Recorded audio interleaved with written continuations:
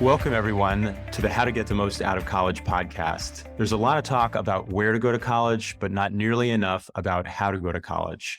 And it's the everyday decisions that drive your success. I'm your host, Elliot Felix. I've been a consultant to more than 100 colleges and universities, helping them improve their student experience. And I'm the author of How to Get the Most Out of College, where I take what I've learned about how college works and make it work for you. This episode is going to be a little different because instead of interviewing a student or college expert, I'm sharing a short talk I gave to a first-year seminar about my book, How to Get the Most Out of College. In it, I talk about creating and customizing your college experience and making better decisions every day about where to live, what classes to take, how to get involved, how to explore career paths, and more.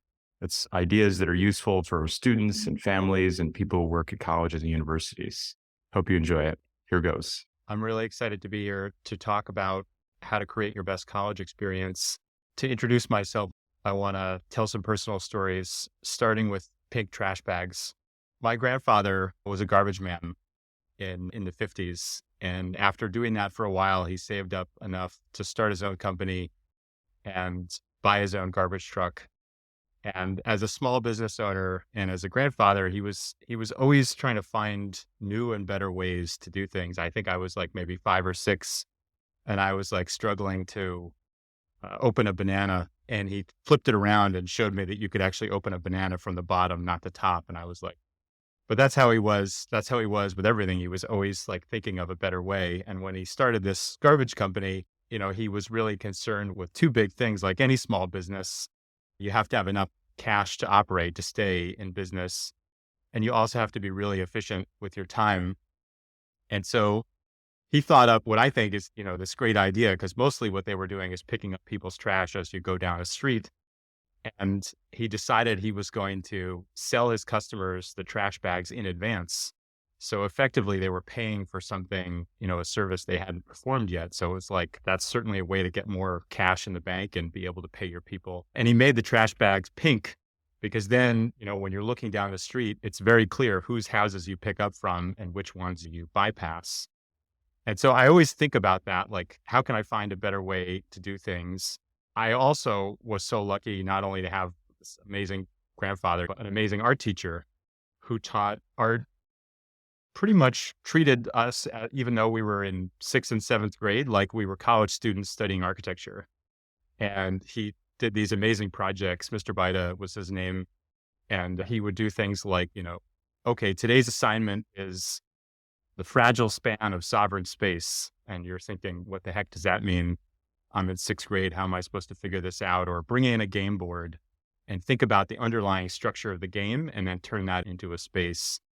And he instilled in me, I think, a creativity and a wonder for the world that I hope all of you have that same experience with your professors, with your teachers, always looking for a better way, that curiosity into my own studies. And when I was a student, when I was at MIT, it was great, but there were also some problems to fix. There was a new dean trying to figure out what was working and what wasn't.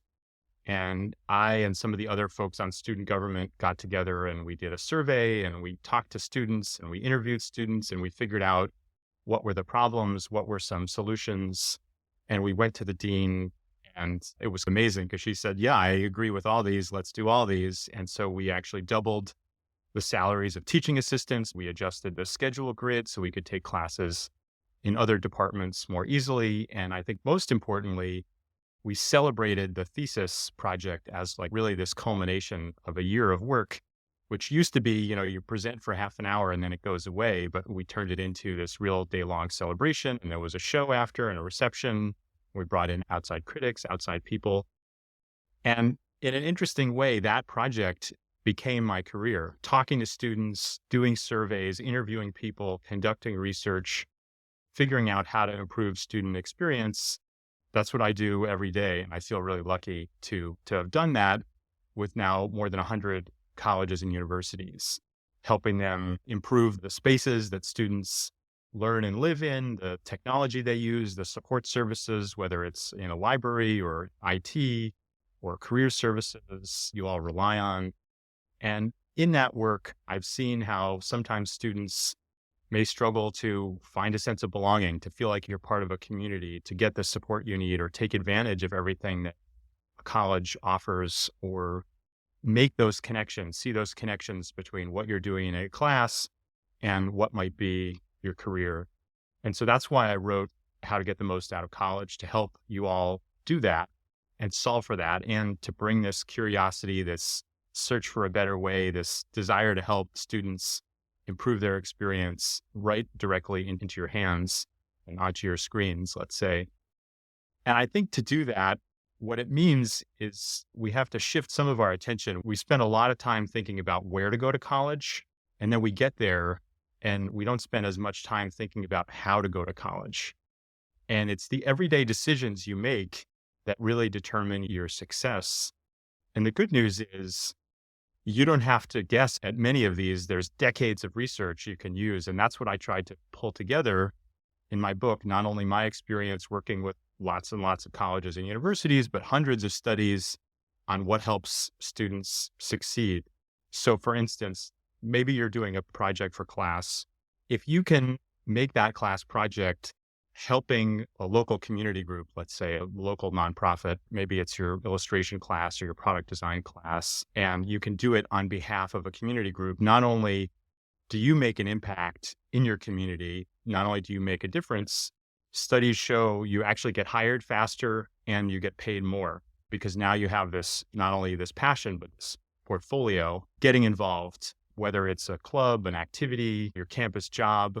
There's also really good research that the students feel that sense of belonging, that feel like you matter, like you're part of something, like you're part of a community, like you're in your own space, you're not in somebody else's space. You're 40% more likely to continue from your first to second year. Or internships. There's lots of great research that students who complete internships are almost twice as likely to be what's called engaged at work after graduation, meaning you find your work meaningful, you're committed to it. You know, you're sort of doing the opposite of quiet quitting, right? You're all in, you're like passionate about what you do and how you do it and who you do it with. Or mentoring. There's great research that students who had someone that encouraged them to pursue their dreams, well, first probably knew them as a person and helped them figure out what their dreams were, then encourage them. Those students are twice as likely to think their education was worth it, was worth their cost. This is what's in the book. It's lots of advice based on this research, based on the evidence, so you can make the everyday decisions that help you create your best college experience. And that creating really means it's a kind of a shift, because a lot of times we think about college kind of as a maze or an obstacle course. How do you navigate? How do you get through it? But a lot of those walls are actually of our own making, and you can take ownership of your own experience. You can design your own experience. You can create your best experience, and design is a key. And I think of design as really having three big ideas, right? You're understanding people, you're thinking holistically to make connections, and you're trying things out and learning along the way as you go. Some things are going to work, some things are not going to work, but you're trying things out and you're learning as you go. So you can use my book, the tips, the tactics, the stories in there as a guide for you to design your own college experience so that you can get the most out of it, so that you can find your place, you can find your people, you can find your path. And it starts with understanding yourself, because you're the person you're designing for. You're the person you're trying to create this experience for. It's your values, it's your relationships, it's your passions, your interests, your skills. Once you understand a little bit about yourself, that's a lifelong process. That doesn't happen all just, your first semester. It happens over the course of your education and your life. Then you can start to think about how to make these connections. Maybe a project for one class can be used in another. So then you can go deeper and you can further pursue something you're interested about. Or maybe there's a group that you study with in one class that can help you, in some other way.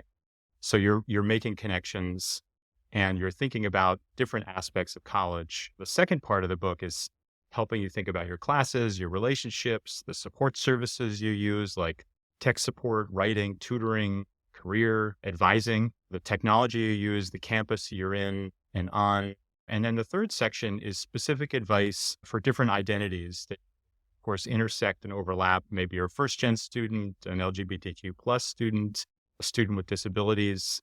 And they're all based on my work with more than 100 colleges and all these different research studies into what helps students succeed. So I want to give you a quick sense of some of these tips. And I think the best way to do it is think about the stories of the students that I talk to. And over the course of my career in the last 20 years, I think I've interviewed about 2,000 students, and I still have so much to learn. I interviewed about 20 others to go deeper for the book and hear where maybe they had challenges, what had worked for them, and what might work for you. So I think about Eric, for instance. Eric was a student who had served in the military and then gone back to school. So he's a little bit older, and he was very conscious of, how do I make friends? How do I meet people? How do I find that sense of community? And he found it by camping out in this like scholars lounge, a student lounge for his degree program, pretty modest space, a kitchenette, a microwave, couch, a seminar room where they would have workshops. And that was his place. That's where he found himself, found his people. And that's one of the tips in the book, is seeking out those spaces where you can find your people. He also, as he looked around the campus, he didn't see himself in it in many ways, walking into the library and seeing portraits of people who don't look like him as a student of color. So he got interested in that topic and worked with a group of students actually conduct an equity audit of their campus, pointing out ideas, for the leadership to make improvements, thinking about the spaces and how they're operated and who's represented, who's welcomed. The other thing I took away was this careful balance you have to strike in college about spending time with people that are similar to you, where you have that common ground. Maybe it's race, religion, politics, geography, age, lived experience, and people that are different from you. And it takes one to do the other, right? You have to find those people you feel safe with, and then you kind of venture out and spend time communicating across difference and learning from and teaching people that are different from you. And this tracks actually with the work of sociologist Robert Putnam, who talks about, there's in any group, there's what's called bonding capital, what ties us together in our in-group, and then bridging capital, what we use to connect to others who may be different from us. And you really need both. And that's something maybe that was in the back of my mind, but like talking to Eric really brought it home.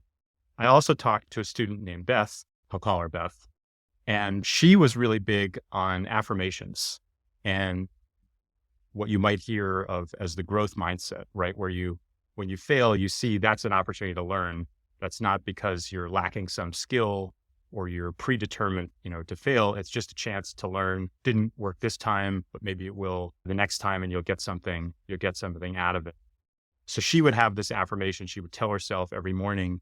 And it turns out there's real science behind this. There's a Stanford professor named BJ Fogg who wrote a book called Tiny Habits. And one of the things he learned, experiments with hundreds of thousands of people, is just saying, today is going to be a great day, actually makes today much more likely to be a great day. A simple affirmation like that. Or another trick that's in the book about the growth mindset is the word yet, and how powerful that can be. Because you can say, I don't know how to do this, or you can say, I don't know how to do this yet.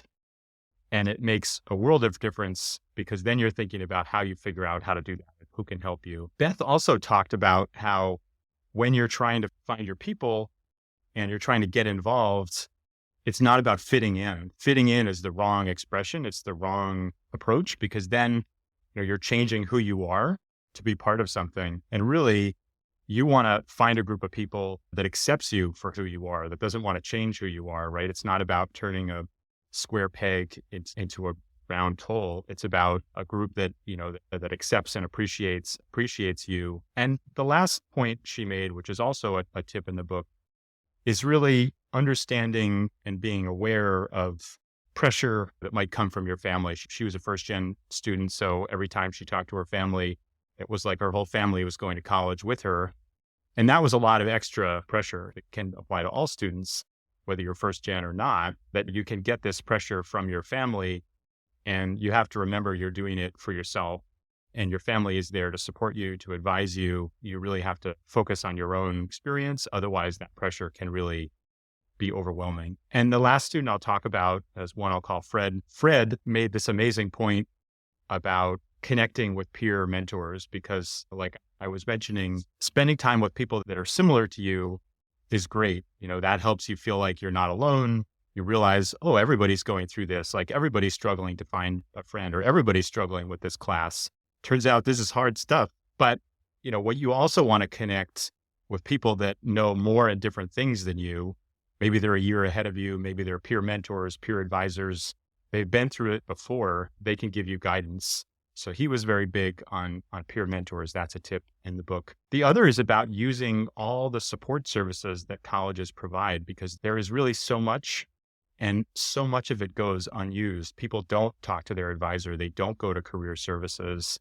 And Fred actually didn't go to tutoring initially because he thought you had to pay for it, which is not a crazy thing to think. In high school, tutors are this extra separate thing that you often pay for, but in college it's free. So if you want to work with someone on a difficult class or work through a homework assignment or work on your study skills or figure out how to better organize your time, usually you can get that support for free from your college. So he was very big on that and on getting involved, finding something that maybe ties to a class or your coursework or your identity. For him, it was as a Latino engineering student.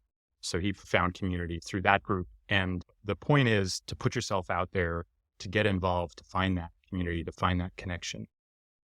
And so as I think about their stories, I think about the research, I think about my experience, what I've learned, it really comes down to this. If you have the right mindset, if you have the right information, the right skills, the right tools, you can design and create your best college experience. One where you're part of a community and you feel supported, one where you uncover and pursue your interests and build the skills you need to succeed in school, in life, in work, and one where your classes connect you to a career path where you'll find meaning, where you'll find value, where you can make an impact, where you can make a difference in your life and in a community. Thanks everyone for listening. Remember to subscribe, rate, and review us wherever you get your podcasts. And check out elliottfelix.com for all the episodes and the articles I've written, talks I've given, and more information about the book.